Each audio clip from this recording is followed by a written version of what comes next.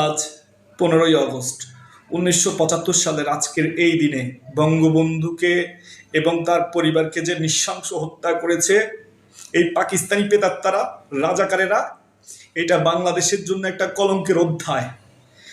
যেই মানুষটি তার জীবনের যৌবন কারাগারে কাটিয়েছে বাংলাদেশের মানুষের অধিকার আদায়ে, এবং তার ধ্যান জ্ঞান ছিল বাংলাদেশের জনগণের অধিকার, বাংলাদেশের জনগণের চাওয়া পাওয়া, সেই মানুষকে এইভাবে নৃশংস হত্যাকাণ্ড করেছে এবং বহু গুজব প্রপাগান্ডা চালিয়েছে, কিন্তু তারা সফল হয়নি।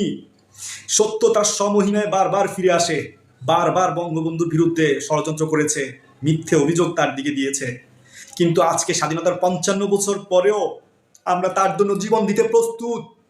এইবার ষড়যন্ত্র করে টিকছো ঠিকই, বেশি দিন থাকতে পারবে না।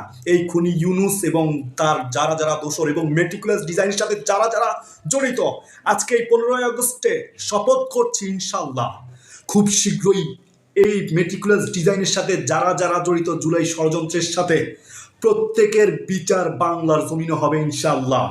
জননেত্রী শেখ হাসিনা খুব শীঘ্রই বাংলাদেশে আসবে, খুব মানে খুব খুব শীঘ্রই আসবে। আর আমরাও দেখে নিব যে সুদখোরের শক্তি বেশি নাকি বঙ্গবন্ধু সৈনিকদের।